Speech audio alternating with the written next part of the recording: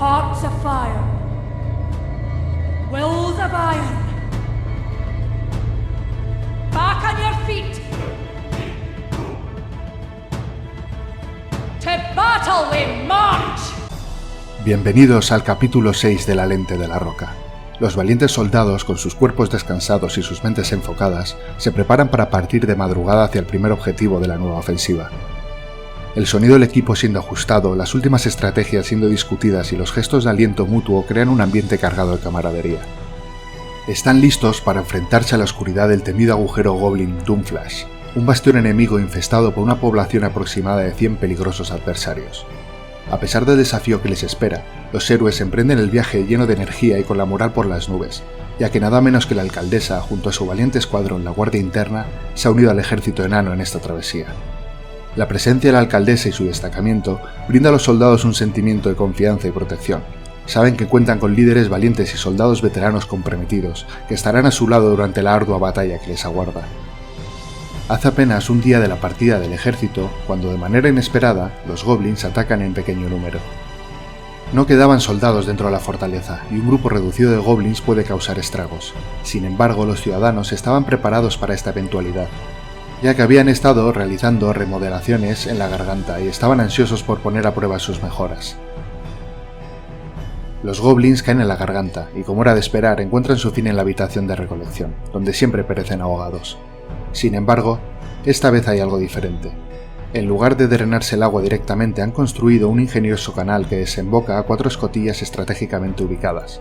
Justo debajo de las escotillas se encuentra la puerta Zugudupstik, la entrada a la taberna. El agua irrumpe con fuerza por las escotillas, creando una neblina fresca compuesta por diminutas gotas de agua, que deleita a todos los que pasan por ahí, y se convierte en un símbolo tangible de la victoria. Incluso el cerdo Ficoth parece disfrutar del espectáculo acuático. Pero el agua no se detiene ahí, continúa su descenso hacia el nivel inferior, donde se han construido 4 nuevas y confortables celdas con todas las comodidades necesarias para dormir y comer. La neblina generada por el agua que fluye por las escotillas anunciará a los prisioneros la nueva victoria, recordándoles la fuerza imponente de la Lente de la Roca y la importancia de cumplir con las normas establecidas. Como toque final, añaden la escotilla a Balcon Keith, un artefacto de poco valor. Puede no ser impresionante en sí mismo, pero es mucho más atractivo que una simple trampilla de hierro. Este elemento visualmente atractivo no solo captura la atención de los prisioneros, sino que también sirve para entretenerlos en su cautiverio, recordándoles constantemente la magnificencia de su raza. El ejército enano regresa antes de lo esperado, pero se encuentra con que el agua no se ha vaciado por completo, lo que les impide ingresar de inmediato. Sin embargo, la espera es breve, ya que poco después las puertas se abren de par en par, permitiendo la entrada triunfal del ejército enano a la fortaleza. La alcaldesa, enfadada por haber sido retrasada, toma la decisión contundente. Decide que no volverá a depender de la única entrada y salida y ordenará la construcción de una segunda ruta de emergencia. Con su autoridad firme y decidida, las órdenes se transmiten rápidamente y los trabajos de construcción comienzan de inmediato. Poco después, una majestuosa torre se yergue en la península del lago, deslumbrante en su esplendor azul. Con varios pisos de altura, se convierte en un símbolo imponente de la fortaleza enana.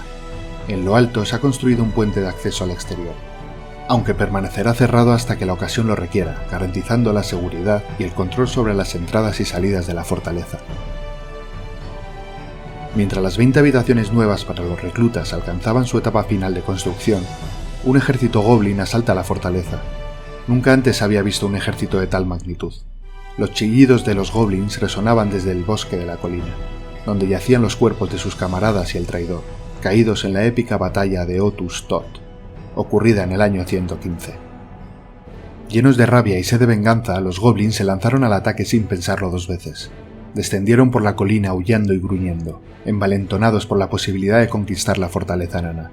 Sin embargo, la garganta, siempre preparada para defender su hogar, logró atrapar a una gran cantidad de tropas enemigas, condenándolas a ser devoradas en las profundidades abisales de la montaña por criaturas desconocidas de las cavernas. Luchan en vano por sobrevivir a su destino. Aún así, una parte del ejército goblin no pudo ingresar al pasillo mortal. Por lo tanto, el ejército enano se aposta en la península, aguardando con fervor que el puente se abriera. La embestida se desencadena con un intercambio mortífero de virotes que perforan el aire y encuentran su blanco, haciendo caer a uno de los goblins por el acantilado, con su último alarido silenciado por el chapoteo del agua. Finalmente el puente se abrió de par en par, y los soldados enanos cargan con una fuerza indomable, aniquilando con facilidad al remanente del ejército goblin que aún resistía. Cada golpe de hacha y choque de escudo era una afirmación rotunda de la superioridad y la valentía de los enanos. Una vez que la batalla llegó a su fin, los soldados regresan triunfantes, cerrando el puente tras de sí. En ese momento descubrieron la maravillosa y relajante neblina que se había formado en la entrada de la taberna. El regalo de la victoria, una bruma reconfortable que se desliza por el aire, aliviando la tensión de los guerreros agotados. Pronto se erigieron las obligatorias lápidas y estatuas en honor a los valientes perros que habían dado sus vidas en la defensa de la fortaleza. Cada epitafio tallado en piedra contaba la historia de un sacrificio heroico.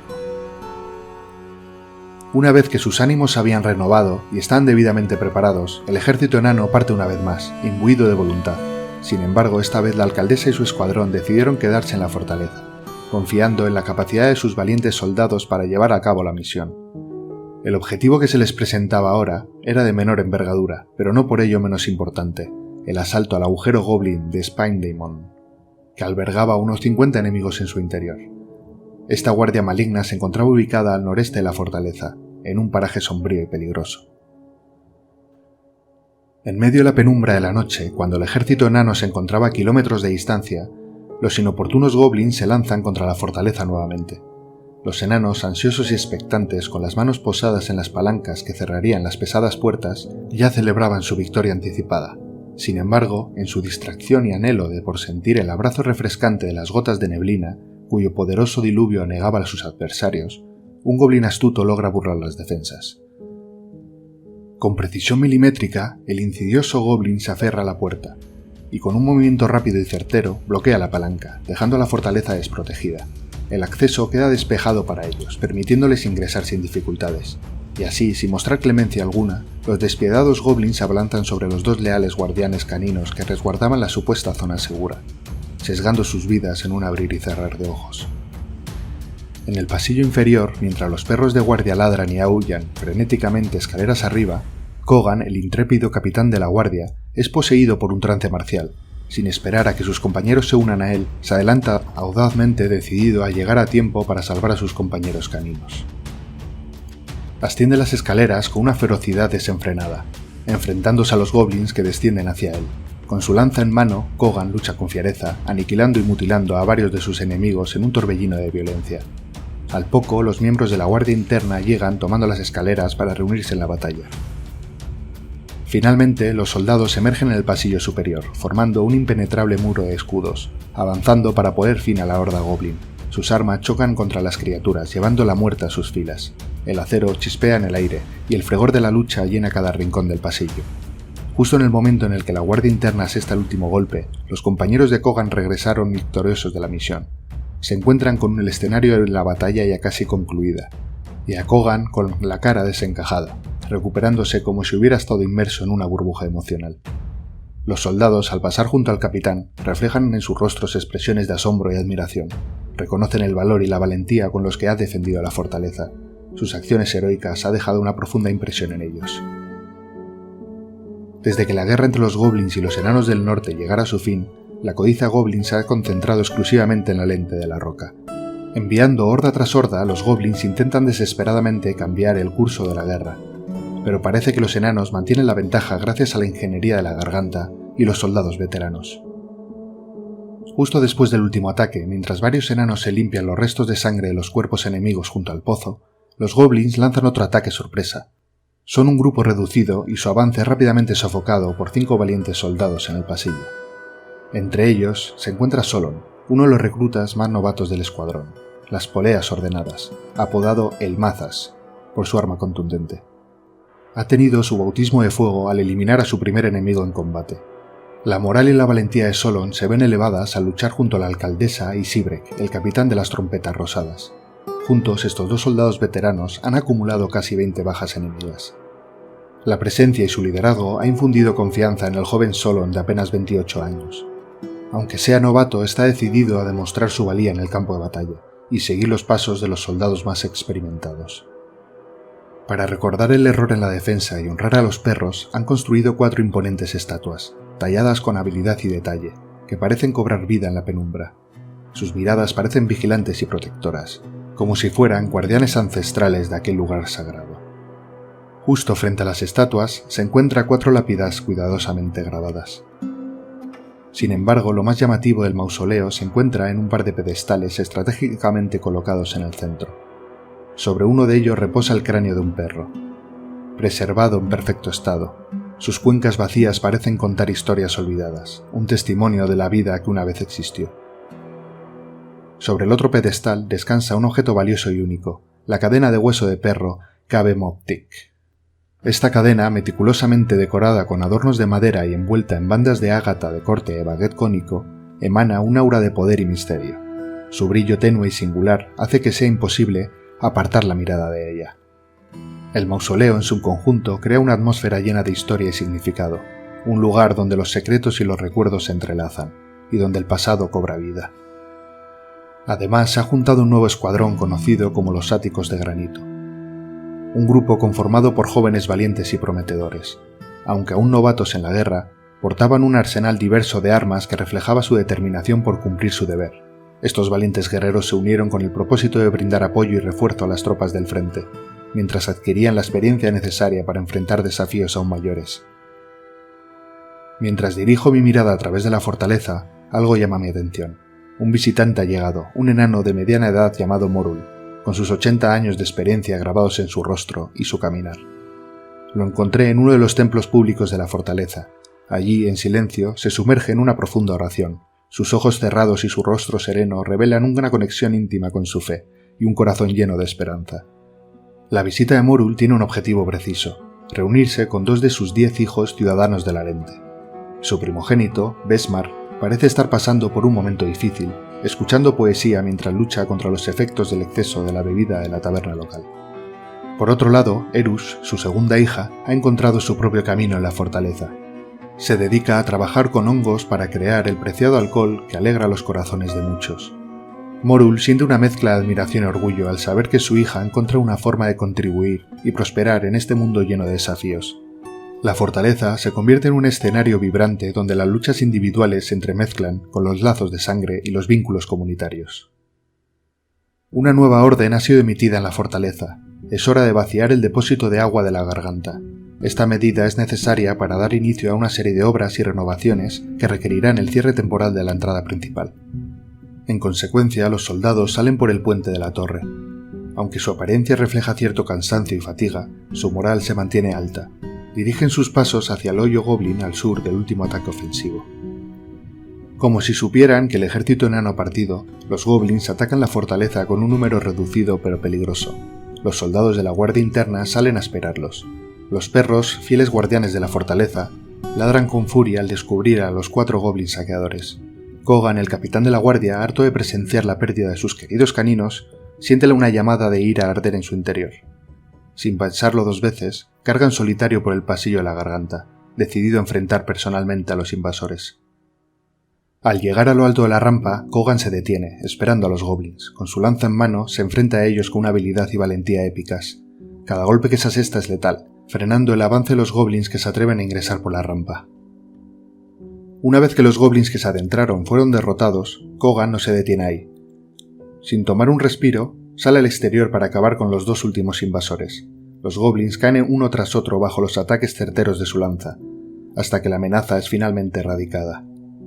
En ese momento, su esposa y un par de soldados más de la guardia interna llegan al lugar, solo para encontrarse con la impactante imagen de Kogan cubierto de sangre. Su mirada cansada pero llena de orgullo habla de la feroz batalla que ha librado. No hace falta decir palabras, su gesto habla por sí mismo. Kogan lleva consigo un asombroso número de muertes, 19 en total, desde que fue nombrado capitán de la guardia hace ya muchos años. Los soldados regresan de la ofensiva triunfantes. El novato Mazas vuelve con una nueva muerte en su carrera y mucha experiencia de combate. Aunque sus cuerpos muestran señales de agotamiento, su espíritu de victoria les infunde fuerzas. Es momento de cesar los ataques por un tiempo y deleitarse con la primera obra finalizada de la garganta. En el depósito superior, estratégicamente minado, se han creado pequeñas aberturas por las cuales el agua fluye a un ritmo controlado, cayendo finalmente por un agujero que conduce a una pequeña rampa justo encima de la taberna. La gloriosa neblina de agua, concebida para el deleite de los enanos, funcionará durante todo el año. Sin embargo, los goblins no tardan en lanzar un nuevo ataque, descendiendo por la colina como si el territorio les perteneciera. Las obras en la garganta aún no han concluido, y los enanos creen que están protegidos. Pero lamentablemente los enemigos se cuelan por una pequeña grieta justo en el puente de entrada. Justo cuando el primer soldado goblin se acerca a las escaleras, dos saqueadores emergen corriendo y gritando, perseguidos por la alcaldesa. La mujer del capitán de la guardia lidera el frente, luchando valientemente contra las desfavorables posibilidades numéricas en el estrecho pasillo. Poco a poco sus compañeros se unen a la batalla, poniendo fin a la pequeña horda goblin. Sin embargo, antes de que la refriega llegara a su fin, un ciudadano llamado Mossus Zozonul, confundido y atemorizado, irrumpe en el pasillo, y rodeado por el caos de la batalla, se ve impulsado a correr hacia el exterior. Los soldados, al darse cuenta de su presencia, persiguen a Mossus, pero es demasiado tarde. Un virote se incrusta en su cuello, provocándole una asfixia mortal. Con esfuerzo, Mossus se levanta, arranca la flecha clavada y se apresura al regreso al interior. Pronto los soldados salen y ponen fin a la amenaza restante. Mossus, sin embargo, no ha logrado llegar muy lejos. Incapaz de respirar, cae pocos metros después de entrar en el pasillo. Los enanos comprenden que es crucial cerrar las brechas de la entrada antes de ocuparse de Mossus. La seguridad de la fortaleza debe ser prioridad, incluso en momentos de pesar y pérdida. Aún así, se priorizó la construcción de un mausoleo para el piso de viviendas para honrar a Mossus con su ataúd y una lápida cuidadosamente tallada. A la derecha se encuentra otra lápida solitaria perteneciente a Zed. Su espíritu ha estado perturbando a la comunidad desde hace un tiempo. Se dice que murió en la feroz batalla de Otus Tot, sepultado bajo la montaña de cuerpos goblins. Nadie se dio cuenta de su muerte ni de su desaparición en medio de aquel caos. Su memoria perdura en las mentes de sus compañeros, quienes lamentan no haber podido rendirle los honores adecuados en aquel momento. La ofensiva no solo ha dejado a muerte cobrándose la vida de Mossus, sino también ha dejado a varios soldados heridos. Entre ellos se encuentra Tobul, un veterano de guerra marcado por cicatrices en varios lugares y una rodilla lisiada. Su sacrificio y valentía no han pasado desapercibidos, y ha sido despedido del ejército con honores y en reconocimiento a su servicio ejemplar, se le ha otorgado el cargo de jefe carcelero y verdugo. Se ha construido una habitación personalizada para Tobul, oficina y comedor individual, ubicada junto a las celdas de los prisioneros. Los suelos y paredes están revestidos de jet, su piedra favorita, que le brinda un ambiente acogedor. En su oficina hay ventanas estratégicamente ubicadas desde las cuales puede observar a los prisioneros mientras se sienta cómodamente en su silla. En un pedestal destaca una gema turmalina índigo, larga y perfectamente pulida, que irradia su misterioso resplandor en la habitación. En la otra esquina, una obra maestra esculpida por Koch llama la atención. Representa a Tobul rechazando a Usrir, curiosamente la nana que lanzó al tabernero por el pozo hace unos años. Es una representación del divorcio entre los dos, ocurrido en el año 99, mucho antes de la fundación de la fortaleza. A través de las cristaleras adornadas con joyas de turmalina, semiopacas, distorsionando la visión a través de ella, se encuentra la habitación. Está perfectamente equipada para elevar su moral, ya que sus lesiones y acontecimientos recientes lo han dejado un tanto abatido. Cada detalle ha sido cuidadosamente seleccionado para brindarle comodidad y alivio en su espacio privado. Y no pasa mucho tiempo antes de que le surja trabajo a Tobul. Eaton, un soldado del fuego de la forja, se embriaga en la taberna y desata una pelea descontrolada. Sus golpes alcanzan a varios enanos, quienes huyen del lugar en busca de seguridad. Poco después, Eaton acaba en el hospital con varios huesos rotos y magulladuras. El capitán de la guardia no ha dudado en propinarle una paliza al intentar detenerlo. Como resultado de sus acciones, se le ha condenado a 166 días encadenado en prisión. Una vez que las heridas de Eaton comienzan a sanar, es escoltado por el capitán hacia la prisión, donde pasará los días encadenado a la pared. En este lugar aislado, pero paradójicamente privilegiado dentro de la fortaleza, cumplirá su condena. Las obras de remodelación de la garganta han llegado a su fin, y con ella los enanos buscan resolver dos problemas importantes. Uno de estos problemas está relacionado con los perros. Aunque hay numerosos canes en la fortaleza, muchos enanos sienten la profunda conexión con estos fieles compañeros. Sin embargo, se plantea el desafío de encontrar un equilibrio entre su presencia y las necesidades del lugar. El otro problema surge a raíz de la cascada que ahora fluye ininterrumpidamente. Al haber eliminado la distinción entre el agua común y el agua sagrada que contiene las almas de los enemigos caídos, los enanos del interior no pueden disfrutar de la diferencia.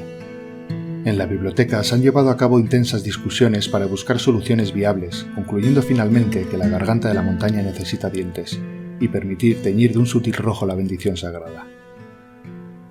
El pasillo de la garganta, con sus relucientes paredes blancas, recibe a la alcaldesa a su destacamento mientras se disponen a inspeccionar el área antes de abrir las puertas. La garganta ahora muestra sus nuevos dientes, trampas mortales de lanzas de hierro estratégicamente colocados para salvaguardar la entrada. Con paso firme y mirada decidida, la alcaldesa encabeza la comitiva, evaluando minuciosamente cada detalle, antes de dar orden de abrir nuevamente la fortaleza. Gracias por ver el capítulo, nos vemos en el siguiente. Bye.